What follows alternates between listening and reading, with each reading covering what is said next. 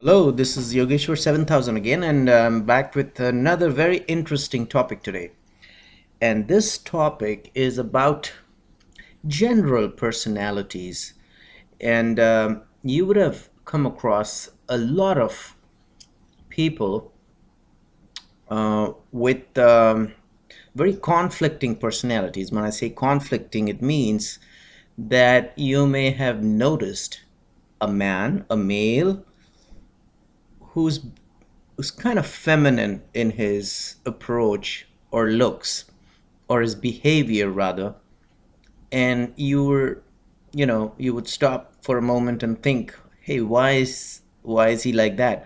Or you would have come across a female who would not be very feminine, and you would think for a moment that she's a little, masculine per se. She doesn't have a lot of feminine qualities in her. Or you would have come across a lot of instances of people who have had failed marriages because of problems with their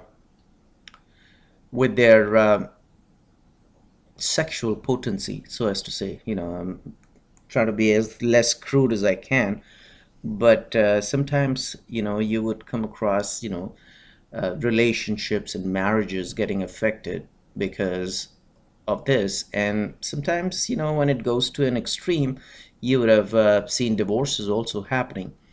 So why does this happen? And very interestingly, our ancient sages have given an answer to this question. And people keep going to psychologists, to doctors, to get treatments done, hormonal treatments done, all kinds of stuff.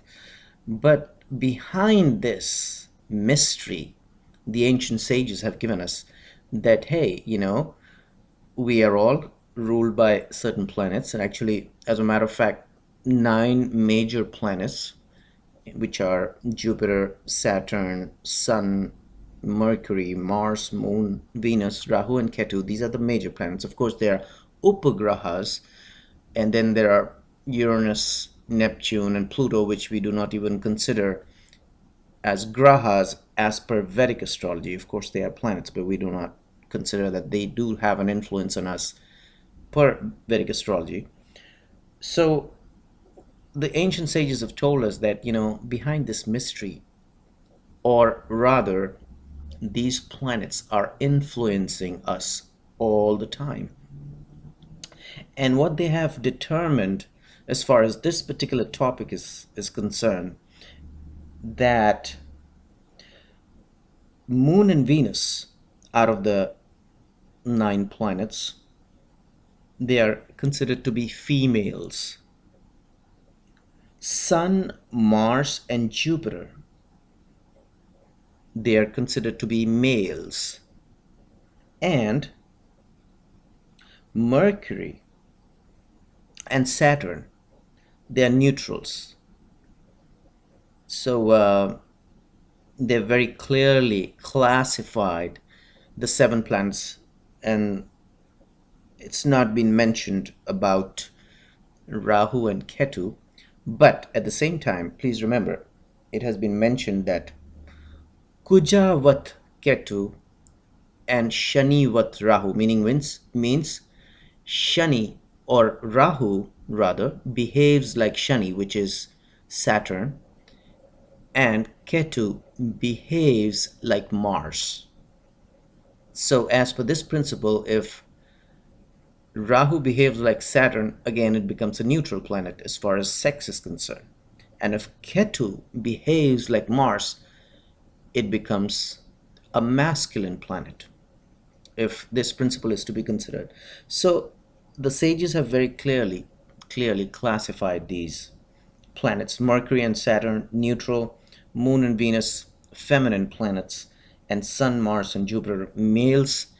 And again, Rahu is more neutral like, and Ketu is more masculine like.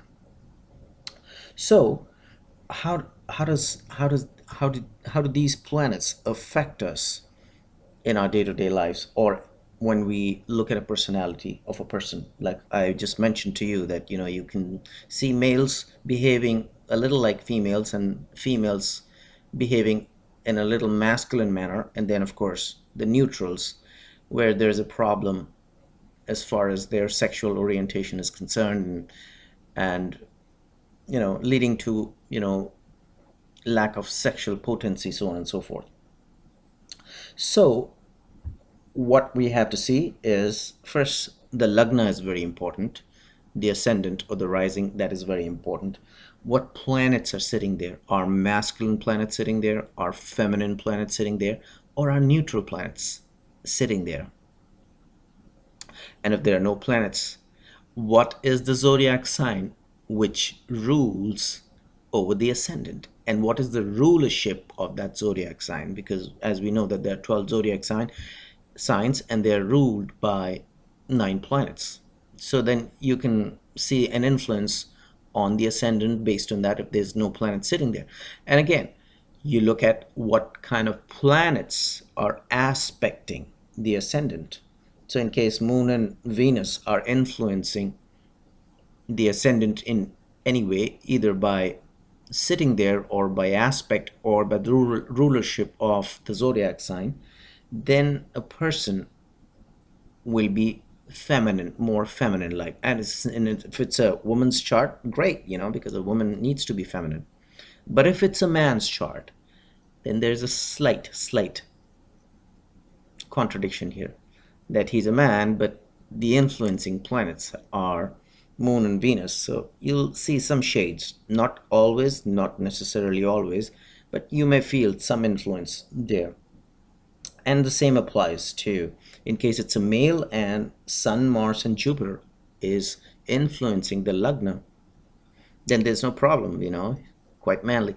But if it's a female and these planets are influencing the lagna, or even Ketu, then of course you'll see slight shades of masculine nature in that female, which again could be slightly contradictory or conflicting, or may not be what may be best desired, so as to say. So that's one. The ascendant has to be seen very carefully. Then you have to see the seventh house, because seventh house is about relationships. And a lot of astrologers have noticed that in case the seventh house, there is an influence of Mercury and Saturn, and the sages have very, very clearly described Mercury and Saturn as neutral planets, you will see that shade of impotency. Not necessarily, so don't jump to any conclusion. Don't look at a planet, don't look at any birth chart, and if you see Mercury and Saturn sitting in the seventh or influencing the seventh, don't jump to a conclusion that a person may be impotent. So there's a slight disclaimer here. But yes, there is an influence, and then there's a tendency towards that. And also Venus in a man's chart, especially if Venus, which is a planet of luxuries and sexual happiness, if that planet is also influenced either by conjunction or by aspect by Mercury and Saturn, which are neutral planets, then again there is a problem in the sexual orientation. And again, there's a shade of impotency, question mark. I'm not saying important, but question mark does come up, and it has been observed by a lot of astrologers per se in people's charts. Try to look at and it's very difficult to find a eunuch's birth chart, but where the sexual orientation is completely confusing in a eunuch's personality, there's definitely going to be an influence of Saturn and Mercury, especially in their seventh house. So yes, first look at the ascendant, the seventh house, which is about the seventh house is the natural rulership. The seventh house is Venus. So, and Venus, as we all know, is representative of sexual potency. Then if you see an influence of Mercury and Venus, Mercury and Saturn there, there is a slight problem. Now, another way of determining the effect of these planets concerning this topic, which we are talking about, as to what planets are males and what are females and what are neutrals and how it affects us, is how they influence progeny or children in a birth chart. So the fifth house influence, if the influence is of female planets on the fifth house, which is Moon and Venus, again, you will see more children, female children born to that native. If the influence is of male planets, like Sun, Mars, Jupiter, and again Ketu, which is like Mars, behaves like Mars, there's an influence, or you will see more male children in that person's life if his birth chart says so. And again, it could be through placement in the fifth house, it could be aspect on the fifth house, and it could be actually the rulership of the zodiac sign which rules the fifth house. Very important. Another way of seeing how these planets do influence us is by looking at the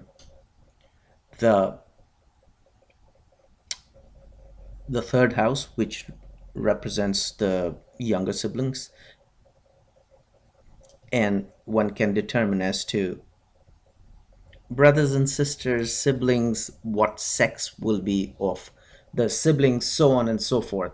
So that's another way of using this knowledge for the purpose of determining the effect of these planets, whether you'll have male brothers, male sisters.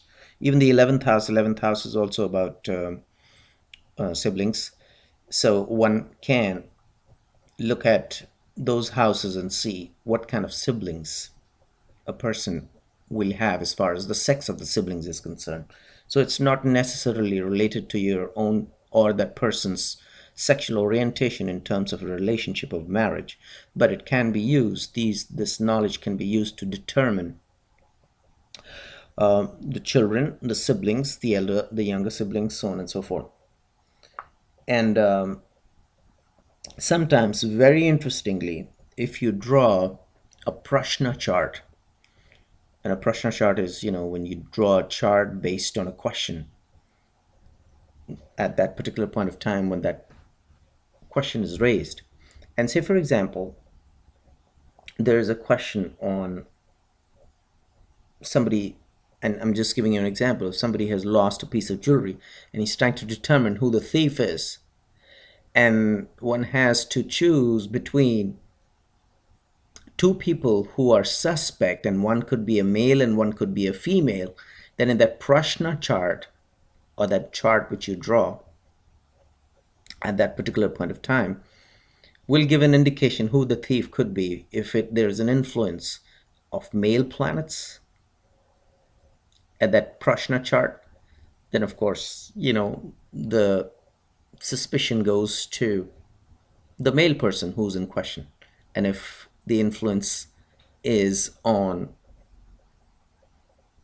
or if the influence is by the female planets, then the suspicion goes on to the female. And it's just not in this particular case of a jewelry theft, it could be any question related to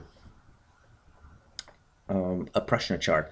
So the reason why these sages has given us this information and this knowledge is because we can use it wisely to our advantage in our day-to-day lives, in our relationships, in our orientation, sexual orientation, and also our children, our siblings, our partners, and can be used very wisely as far as the Prashna chart is concerned. So hopefully you enjoyed this video, and meanwhile I will recommend please subscribe to my channel and check out my website. There's a link below, and I will see you with an interesting topic very soon. Goodbye.